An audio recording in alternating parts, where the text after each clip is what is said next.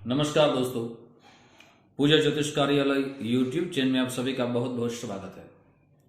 दोस्तों, आज जो आपके सामने जो विषय मैं कहने वाला हूँ बहुत ही गहरा विषय है। साथ साथ दोस्तों सावधानी की बात करूँगा। कई बार हमने देखा गया है कि किसी की सगाई हो जाती है तो कुछ ही दिनों में वो सगाई टूट जाती है और बाद में वो रिश्ते जो होने चाहिए वो रिश्ते होते नहीं हैं। तो दोस्तों ऐसा कैसे हो सकता है?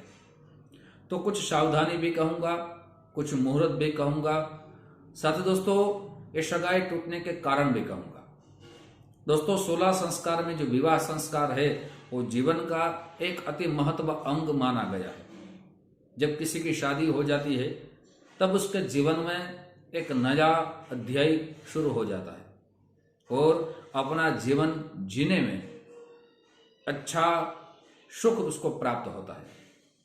लेकिन दोस्तों वो विवाह संस्कार से पहले ही वो सगाई टूट जाती है तब बड़ा दुख लगता है। दोस्तों आज आधुनिक युग में हम जी रहे हैं। बहुत सी वजह हो सकती है, बहुत से कारण हो सकते हैं, लेकिन मैं आज आपके सामने ज्योतिषी कारण रखने वाला हूं। कई बार देखा गया है कि जब सगाई हो जाती है तब युवक या युवती कुछ पल कुछ समय अपनी बातें एक दोनों को कहते हैं। उसमें दोस्तों कभी कभी ऐसे शब्द दोनों को अच्छे नहीं लगते वो कहते हैं तो उसी वजह से भी सगाई टूट जाती है। ये देखा गया है। या दोस्तों ऐसा भी देखा गया है कुछ संबंधों में संबंध निभा नहीं पाते तो वो सगाई टूट जाती है। लेकिन दोस्तों आज जो आपके सामने रखने वाला हूं एक ज्योतिषी शास्त्र प्रमाण रखने वाला हूं। ये ऐसा प्रमाण है कि उसमें अगर हम सावधानी नहीं बरतेंगे तो सगाई टूटने के योग बन ही सकते हैं।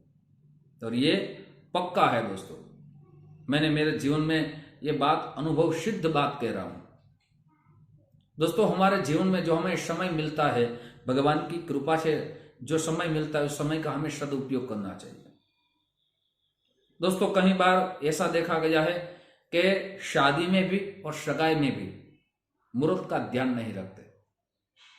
जो मुहूर्त हम पंडित जी के पास जाके अच्छा मुहूर्त निकालते हैं उस मुहूर्त का ध्यान नहीं रखेंगे तो अच्छे मुहूर्त में हमारा जो सत्कर्म होना चाहिए, सगाई शादी, वो नहीं होती और बाद में उसका प्रभाव रहता है। उसी प्रभाव के कारण सगाई में विघ्न आ जाते हैं, टूट जाते हैं।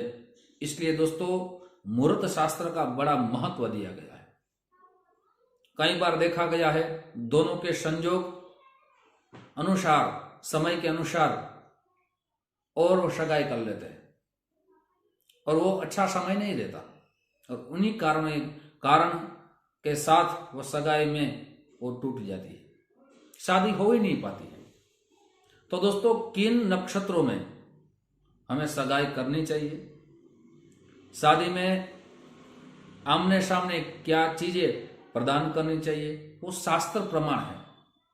कई बार आज आधुनिक युग में जो चीजें नहीं देनी चाहिए वो आमने सामने देते थे, उसका प्रभाव रहता है। कुछ समय का ध्यान नहीं रखते, उसका प्रभाव रहता है। बाद में पछताने के सिवाय कुछ नहीं रहता। तो दोस्तों आज जो मैं सगाई का मुहूर्त कहने वाला हूं उस पर आप ध्यान देंगे, सावधानी बरतेंगे। मुझे लग रहा है, मुझे भरोसा है मेरे शास्त्र पर कि आपकी सगाई शादी में वो परिवर्तन होगी और आपका जीवन सुखमय शादी में दोस्तों आपको प्राप्त होगा। दोस्तों मेरी बात मत सुनिए, मेरे शास्त्रों की बात सुनिए। और शास्त्र जो कहते हैं, जो हमारे ऋषि मुनि ने अपना जो अनुभव हमको दिया है, हमारे शास्त्र हमारे देवताओं ने हमने दिए है, उसका हमें पालन करना चाहिए। लेकिन दोस्तों कई बार देखा गया कि उस शास्त्र को नहीं मानते, फिर बहुत ही दुख का कारण बन जाते हैं। यह भी देखा गया है। तो दोस्तों हमारे शास्त्र में जो सगाई के नक्षत्र लिखे हैं उस नक्षत्र में अगर सगाई करेंगे, मुझे लग रहा है आपका जीवन जरूर सुखप्रद प्राप्त हो सकता है। वो नक्षत्र लिख लीजिए, या आप अच्छे पंडित जी के पास जरूर सगाई का मुहूर्त निकाल के आप सगाई में आगे बढ़े। दोस्तों, आपको इन नक्षत्रों का समय अगर पता ना हो तो अपने पंडित जी के पास जाइए, अच्छा समय निकालें और उस समय के साथ आप सगाई करेंगे। फिर विवाह का समय आप जो लिखा है उसके साथ चलेंगे, आपके जीवन में कभी भी दिक्कत नहीं आएगी, परेशानी नहीं आएगी। दोस्तों, सबसे पहला है, आप लिख लीजिए सगाई में कौन सा मुहूर्त का ध्यान रखना चाहिए, कौन से नक्षत्र में सगाई करनी चाहिए। ये शास्त्र मान्य है दोस्तों। सबसे पहले अगर आप सगाई कर रहे हैं तो इन नक्षत्रों में सगाई कीजिए, आपका जरूर कल्याण होगा। कभी भी सगाई टूटने के अवसर नहीं बनेंगे। मैं वो भी चीज कहूंगा कि आपको क्या आमने सामने प्रदान करना चाहिए। सबसे पहले दोस्तों, शास्त्र में लिखा है श्रवण नक्षत्र में आप सगाई कीजिए। धनिष्ठा नक्षत्र है, पूर्वाषाढ़ा है, पूर्व फाल्गुनी है, कृतिका है, पूर्व भाद्रपद है और दोस्तों रोहिणी नक्षत्र है।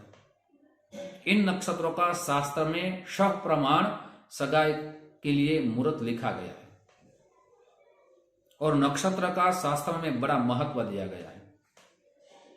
साथ दोस्तों, आमने सामने क्या प्रदान करना चाहिए। हम आज आधुनिक युग में जी रहे हैं, कोई भी चीज दे देते हैं उसका प्रभाव रहता है, कभी उसका अशुभ फल भी मिलता है। सबसे पहले दोस्तों, आमने सामने 4 चीज जरूर देनी चाहिए। सबसे पहले जो लड़के वाले हैं वो लड़की को वस्त्र का, सोने का, रजत माने चांदी का तो प्रदान करते हैं, लेकिन उसके साथ 4 वस्तु जरूर देनी चाहिए। सबसे पहले है दोस्तों, उसके साथ आपको चावल देने चाहिए। जो हम सारी वस्तु इसमें चावल आपको थोड़ा सा 1 कटोरी दे, आधी कटोरी दे, लेकिन इसमें रखना चाहिए। साथ दोस्तों, कोई भी चीज लाए आप जो लड़की को देने वाले हैं उसमें आप लाल वस्तु एक जरूर आपको लेनी चाहिए। साथ दोस्तों, वस्त्र में कोई भी फल रखना चाहिए, 5 फल रखे उत्तम माना गया है। साथ दोस्तों, फल के साथ आपको रोली भी रखनी चाहिए, सुपारी भी रखनी चाहिए। आपको दोस्तों उसमें लिखा गया है, शास्त्र में सब प्रमाण लिखा गया है कि आपको दोस्तों ये सारी चीजें पूजा करके, आमने सामने पूजा करके प्रदान करनी चाहिए। दोस्तों, ये चीजों का सावधानी आप रखेंगे और प्रदान करेंगे, समय के साथ चलेंगे, आप मुहूर्त के साथ चलेंगे, मुझे लग रहा है आपकी शादी में किसी प्रकार की दिक्कत परेशानी नहीं आएगी। आपकी सगाई वैसे ही रहेगी, आपका जीवन सुखद आपको प्राप्त हो सकता है। दोस्तों, ऐसे ही ज्योतिष की जानकारी आपके सामने मैं रखता रहूंगा। आप जो हमें प्यार दे रहे हैं उस प्यार के लिए आप सभी को दिल से बहुत बहुत धन्यवाद। YouTube के माध्यम से फिर हमारी मुलाकात होगी। जय श्री कृष्ण, महादेव हर।